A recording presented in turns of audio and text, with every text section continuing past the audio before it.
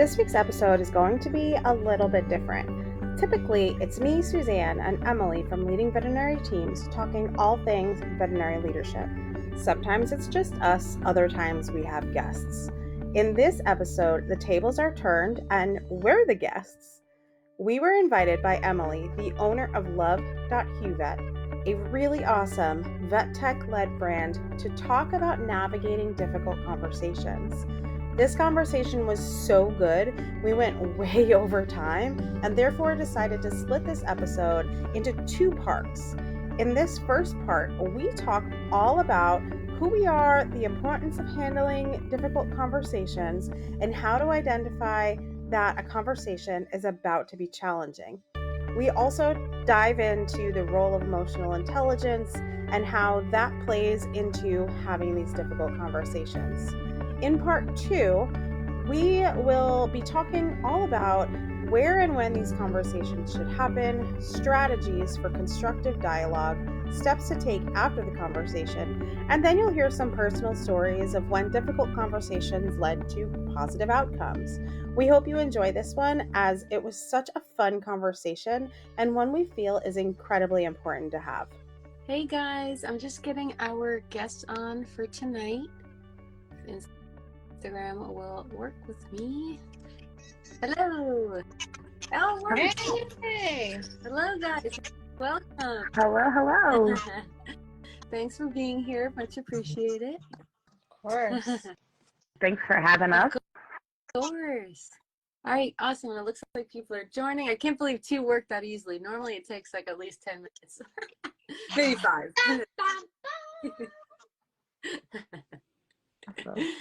Well, good evening, everyone. My name's Emily. I'm the owner and founder of Love.HuVet. And for our November wellness workshop, we have Leading Veterinary Teams, and this is run by Suzanne and Emily.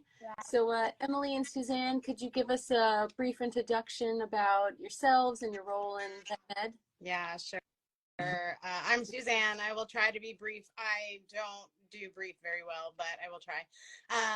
I am a mom of almost 6-year-old twins. One of them is right here and the other one is right there. So I apologize ahead of time if they are loud, obnoxious, and annoying. Yeah, I'm talking about you. I am a wife. I'm a dog mom. I have a 2.5-year-old husky pitty mix named Mavi, a Chihuahua dachshund mix named Miley, a very fat tabby cat named Louie. I have 2 bachelor's degrees, a bachelor's in business and in vet med, in veterinary technology. I am a licensed technician. Before vet med, I was in retail. I was a retail store manager. I managed 3 stores in New Jersey.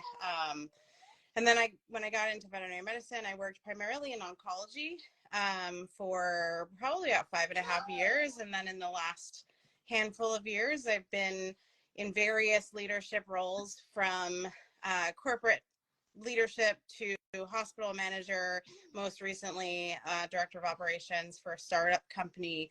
And now I'm the CEO and founder of Leading Veterinary Teams, where we provide mentorship, training, and community to veterinary leaders and people who want to be leaders in vet med, primarily looking to help people be the leaders that we never had.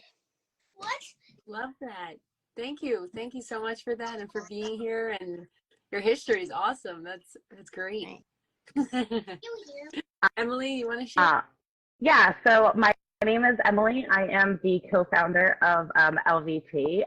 So a little bit about me is I am a dog mom to my little Chiweenie Lennon, who is very, very popular amongst my friends. And I have 4 cats. If you ask my roommates, they'll tell you that I moved in with 4 cats and a dog, and I'm moving out with 2 cats and a dog because they are going to be taking 2 cats away from me because they've fallen in love with them. So very, very big on my animals. I started in the field when I graduated college in 2008 with my teaching degree, and unfortunately could not get a job as a teacher because there was a freeze on hiring all teachers in New Jersey at that time. So I started working at Petco as an inventory manager. Had a family friend who was a vet, said, why don't you come clean kennels for us? So you've always liked animals. And that's just kind of how it started for me. I put myself through school, ended up getting my certifications, worked my way up through management, was doing practice manager kind of things, and then eventually found myself in a corporate position where I was training hospital leaders on really how to connect with their team and those kind of things. And Suzanne and I both worked together and realized we can really kind of help change the vet field a little bit. So why not share our knowledge with everybody else? For real. I mean, it is so needed, and it's definitely something that unfortunately vet med lacks. So I think you guys are onto something. So why is that? Why is it so crucial to effectively navigate through these tough conversations in vet med? Emily, do you want to take the lead on this? It's up to you. I saw that you had some notes. I didn't know if you wanted to. One of the things in vet med, I'll just jump in really quick. One of the things in vet med is it's always hard to kind of talk to anybody, I think, at any leader level. Everybody kind of feels intimidated, especially in the vet med field, when it comes to your education and how long you've been doing things and those kind of things. Those are kind of things that people look at you and are like, well, I maybe don't want to have that conversation with that person because they've been doing it that way for so long. And you just kind of stand off a little bit. I find it more common when it comes to having those conversations between just other people that you're working with on the floor, not so much just leaders in general. And I think a lot of it has to do with like our viewpoint on seniority. That's a great point. And yeah, like you said too, a lot of people like tiptoe around and don't want to hurt feelings, but I mean, that's not the intention, you know. I think people need to Yeah, or learn. Yeah, and to kind of piggyback on that, you know, I think that it's really important to recognize that difficult conversations are always going to happen, especially in our business, right? Whether it's a difficult conversation with an owner, I've worked with cancer patients, right? We had difficult conversations all the time. Or if it's a difficult conversation with your, coworker or someone you're leading or a doctor. Early on in my career, it was really uncomfortable to have, as a leader, uncomfortable to have conversations with doctors because I was like, but I'm a technician. They're not going to take me seriously, even though I was their leader. So, sorry guys, real life here. I'm going to be on mute for a second. Yeah. Just to kind of talk a little bit about, like, I think where like Suzanne is going with this is a lot of it does come down to who we communicate with. I got into this field because a lot of us didn't want to deal with people, but I've never talked to so many people before in my life. Even working retail and in the hospitality industry, I talk to more people in the vet field, I feel like, than I have in those fields. So it is kind of one of those things that a lot of us, like I said, have gotten into the field for because we didn't want to talk to people too much, but we do end up having to have those conversations. One of the things that I've worked on myself, and one of the things that I can recommend to people, is try to be uncomfortable with being, or be comfortable with being uncomfortable. It's easy to say, not easy to do, especially when those times come up and things like a new along those lines. You have to keep practicing to get more comfortable with it. But I don't think you'll actually be comfortable. No, absolutely. And it's not going to be comfortable being uncomfortable, but it's easy to start with smaller things too. When you're kind of having those difficult conversations, some of the things when it comes to like identifying those conversations or like signals that like might come up that the conversation might be heading a little bit more difficult is when emotions start to get high and emotions get involved. It's one of the things that you want to do is try to keep your feelings out of it, your feelings and the other person's feelings.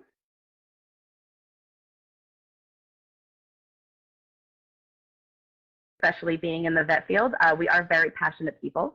Otherwise, we wouldn't be doing what we do. 100%. That's probably why we do it. Oh, absolutely. And then making sure to, as you're like getting ready to have these conversations, that you're doing it at the right time. You want to make sure that you're okay with where your feelings are at too. A lot of the times you're getting ready to have these difficult conversations because of something that happened and the way that it made you feel. And making sure you're having those conversations without really dragging like your feelings into it is something that's really hard to do. One thing that I recommend is getting all the facts and everything first. So one easy thing to say is, we were really busy today. And busy to you could be something that's totally different to me. One of the facts that you could say there is, we saw 19 patients today. That's a fact over a feeling. I think if you're having a hard time discriminating too if something is like a fact versus a feeling, talking to somebody else that doesn't have to do with the situation, kind of just saying, you know, what your facts would be and see if they agree with those are your facts as well. I think that's a great point, especially just getting that outside view. And even like if you go home and talk to a loved one first, just to like, you know, vent it out almost and get out all those emotion. And then you can, okay, maybe let me look back on this and get the key points that I really need to hit. Yeah. So one of like the biggest parts is like making sure you have your facts, and not just the negative facts too. Yeah. If there was something that happened that was like really, really well, and that situation or whatever it is that happened, sometimes these difficult conversations don't have to always be negative. They can also have to do with giving somebody criticism about something that they did. Everybody kind of gets a little nervous when you're talking about feedback. It's something that everybody wants to hear, but not everybody is willing to take. So those are also parts of handling those difficult and uncomfortable conversations. But making sure, like I said, getting all of the facts, not just little bits and pieces, really trying to replay the scenario over, you know, even after you have that venting session with a loved one at home or somebody else, like replaying it in your head and like, for sure, this is what happened. Mm-hmm. I know I do that. Like every time I have a conversation, it's just replaying and replaying and replaying. Now, what are some early signs that a conversation might be heading into difficult territory? Definitely checking body language. If somebody is kind of standing there with their arms crossed, they're not really making eye contact with you. They're not ready to have that conversation. Another thing is when you can kind of tell when somebody's getting upset, eyes will start to roll, which is another big one. When I've tried to have these conversations with people, I've noticed the eyes rolling, the kind of standoffish, them not really being receptive. One of the things that I do in that situation is I tell them, I see that you're not ready to have this conversation just yet, but this is something that I would like to talk about when you're ready to have this conversation. And I put the ball back in their court. So this way, when they're ready, then I'm already at that point where I'm ready, so I could just pick up from where I left off. If it's the opposite, where somebody is trying to have a conversation with me and I'm not ready to have it, it's okay to set that boundary and say, I'm not ready to discuss this. I would like to talk about this with you at another time. But making sure that you're following up, that's the biggest part. We always forget that follow-up part. Even when it comes to like developmental meetings or just any type of meeting in general, I think in vet med, we get so involved in what's happening in the now that we go with that and everything's fine. And then a couple months later, the same thing happens and we have the same incident, and it's because we didn't get a chance to follow up from what happened the last time. So definitely having those follow-up conversations as well, and making sure that you're being true to yourself in the conversation. I like to be a little bit vulnerable when it comes. I like to be vulnerable when it comes to those things. I like to show people too that I'm not perfect. In the vet med field, none of us are perfect. None of us have all the answers. We're learning every day. Like I said, I've been in the field for 16 years, and my favorite thing to do is ask people, but why? Because vet med is always changing.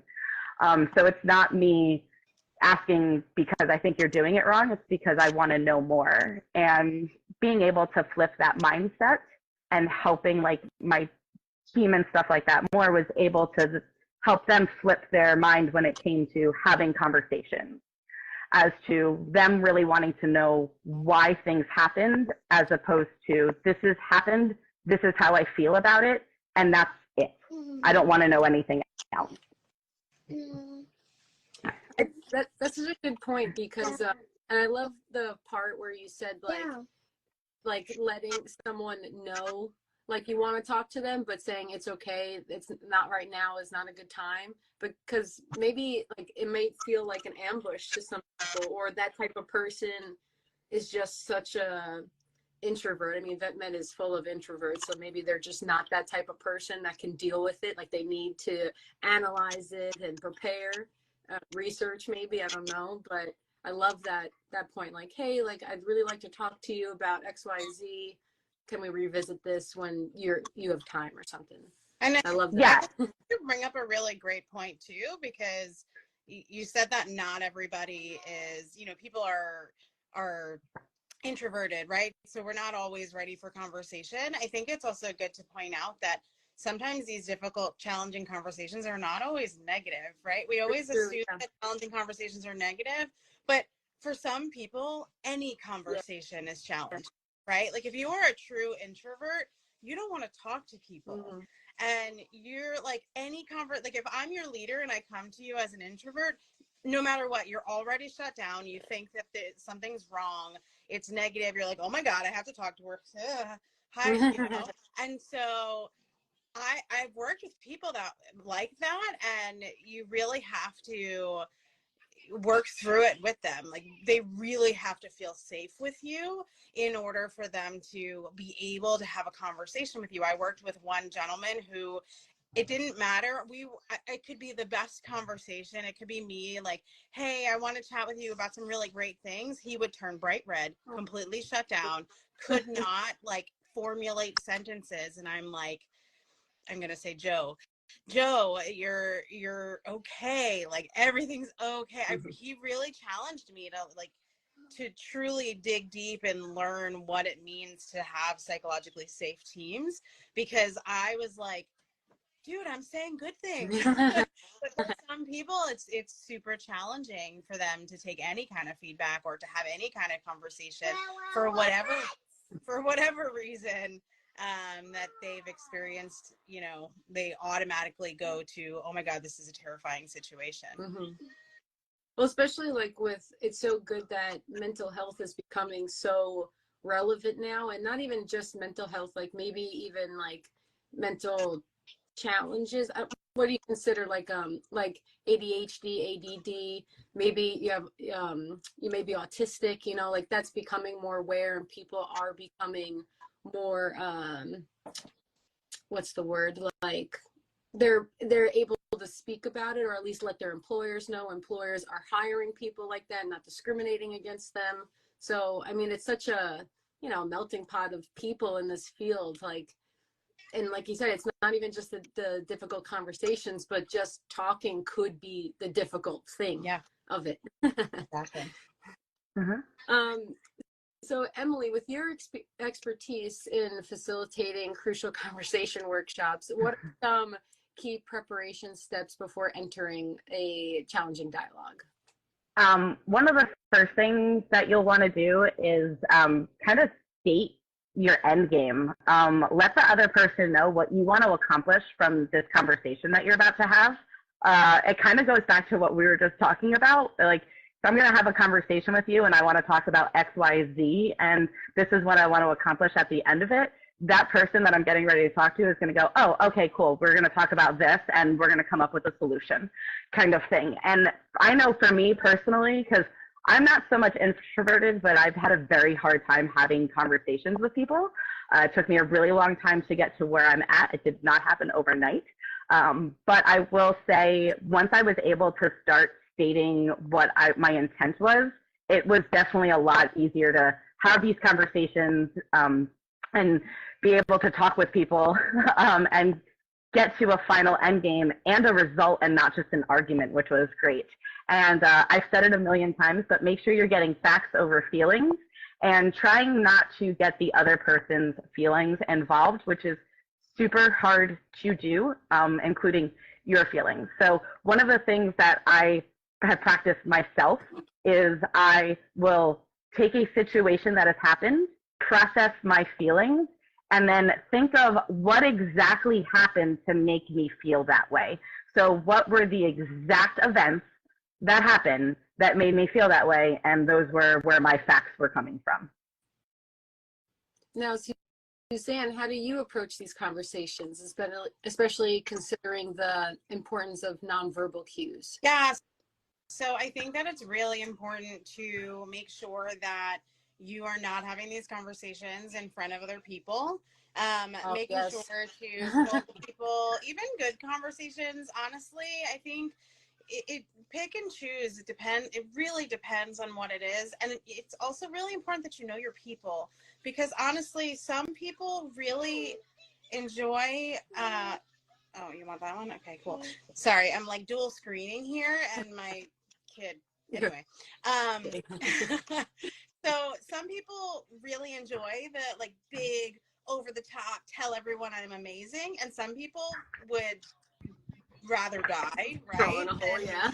Yeah, would rather not deal with that. So really knowing your people is got to be step one.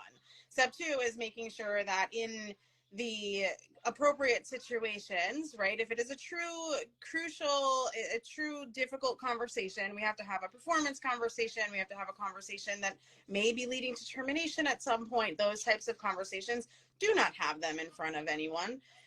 If you have to talk about something or you have to approach somebody about something that you're maybe upset about or there's emotions, do not do that in front of other people. It doesn't feel good. If you've ever been on the other end of that, you don't want to do that to other people. It feels like crap. So definitely right place, right time. Make sure that you have the space, not just emotionally. Emily just talked about emotionally being able to have the space, but also have the space and time physically, and in making sure that your environment is not one that you're going to get interrupted. People know that you're having a conversation. The door is closed means do not enter, you know, and turn the phone down, keep your cell phone away. If you have your, I can't show my cell phone, pretend. If you have your phone, like I'm using it. If you have your phone, you know, out on the desk, open over while you're talking to somebody and somebody texts you, you're no longer paying attention to that person. You're now looking at your phone or you're paying attention to the other things. So making sure that there's no distractions. You just talked about ADHD. I'm very open that I have ADHD. I cannot have distractions, but somehow I make this work. I was gonna say, you're killing it right now. I know. I'm used to this. You should have seen me back when I used to be on like big, you know, corporate meetings and I'd have kids coming all over me.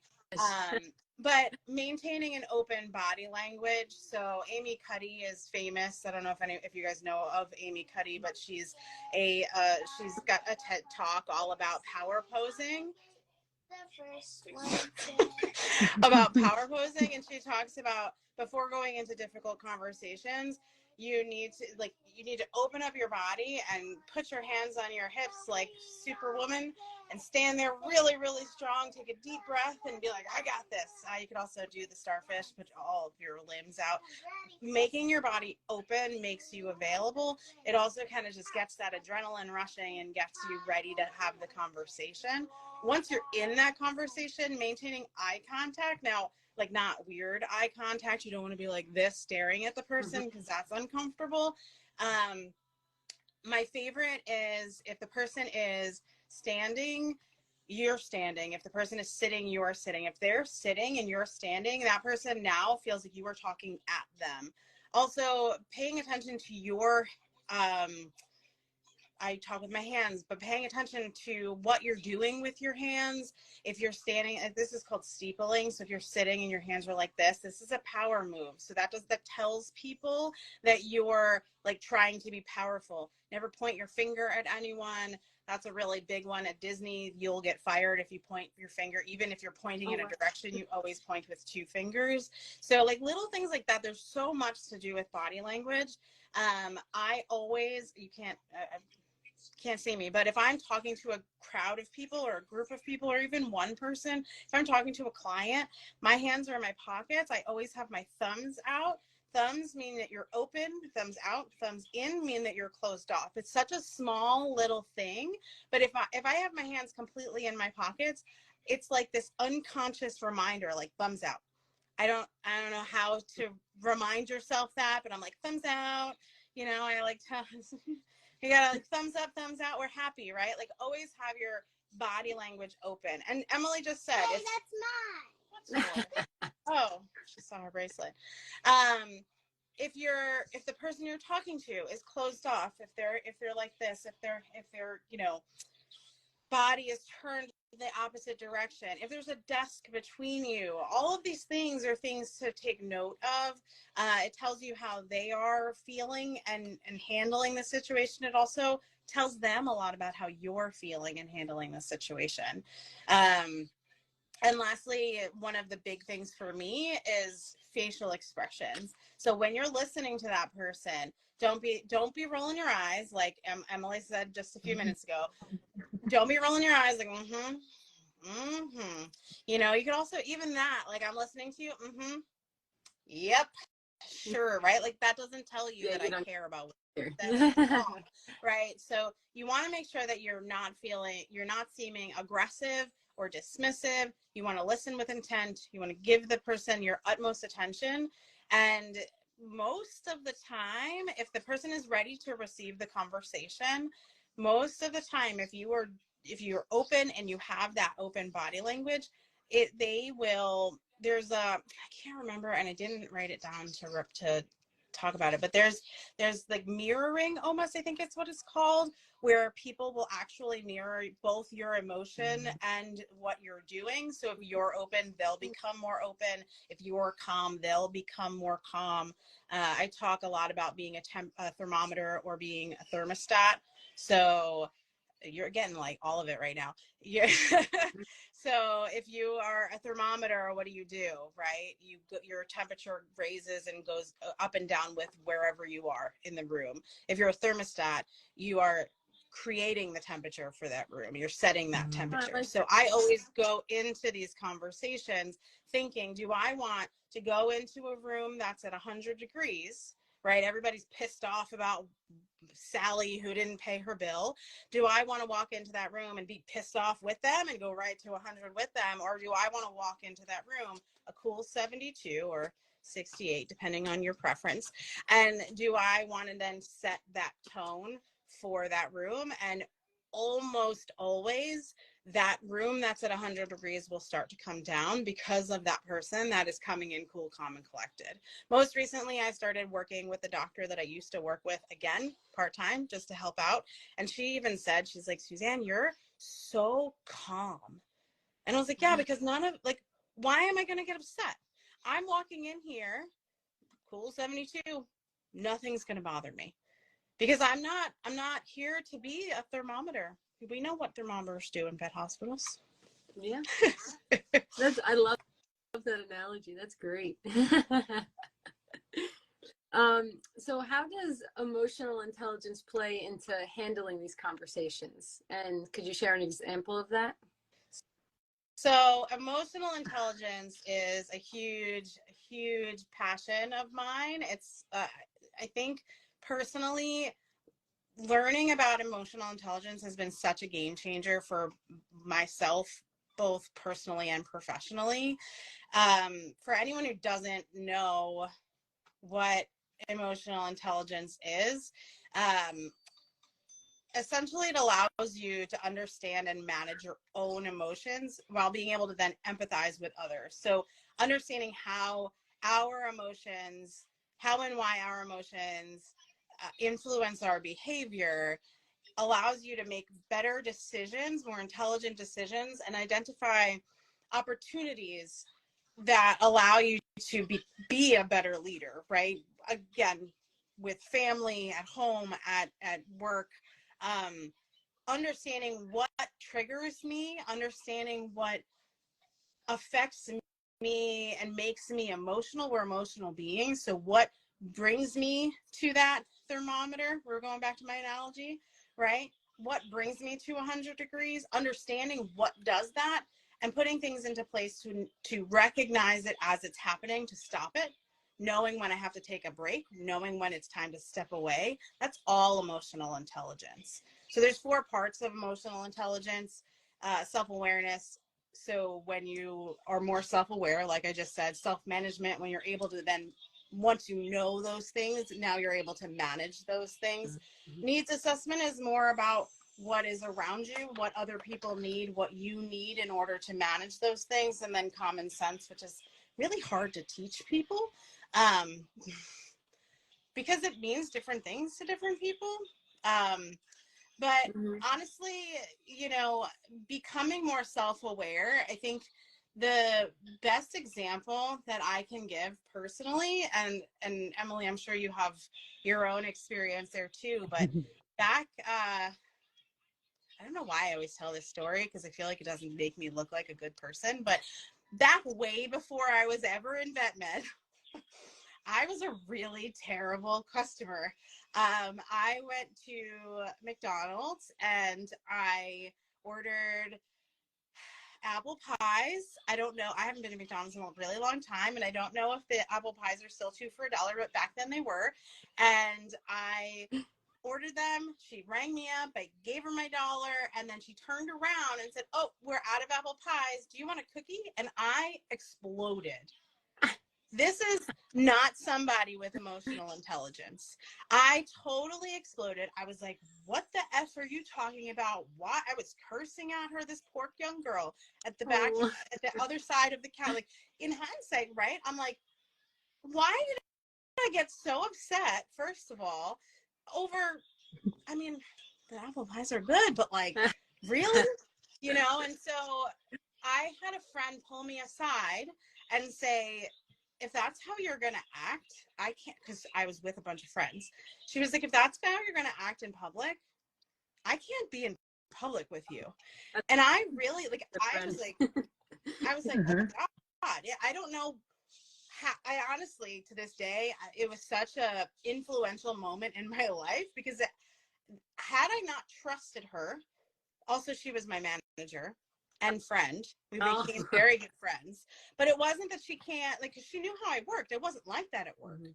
But she told me, you know, if you're going to be like this, we can't be seen in public. Like, you can't act like that. And we were in the mall that we worked in. It was like, it was just all things that were bad, right? Like, now I know, I'm like, I was probably wearing my work uniform. I was probably now like the voice of that store, walking in there being crazy. We don't act like that, right? And so it was a real test of maturity. I think that maturity is a good word for that. But you know, I trusted her, and I cared about her, and I believed that she had the best intentions when she was telling me this, and therefore I was receptive to it. I think what we have to be careful of when we try to have conversations with people about their emotional intelligence is that people do not change if they don't want to change, and they truly have to trust you to take the and want the feedback, right? They have to be open to and want the feedback to be able to change. And that was a pivotal moment in my life. Did I change overnight? I'd love to say that I did, but I absolutely did not. I am a much better customer. I would never do that to somebody, unless you're Verizon. Sorry, Verizon. No, I'm just kidding. I definitely, I definitely think more now than I ever have when I am the customer, because I put myself in their shoes, use empathy, all of these things. But it really started with that self-awareness and truly being able to hear someone who I trusted to be able to give me that feedback and then take it and then learn over time with lots and lots of therapy and help how to manage it. Well, especially, you know, like, I mean, if you didn't have someone say that, you might not know that that's how you come off to people. Like, sure, like that happened, but like you said, you kind of even don't remember it. Like, sometimes people black out and things happen, even not such stressful situations or such negative ones. Like, I feel like most of the time they are, but you know, sometimes people just need like a, you know, this happened, like they need to reflect and go over it together. And for them to say how it made them feel too. Yeah. I mean, that had to have been such a big wake up call. Yeah.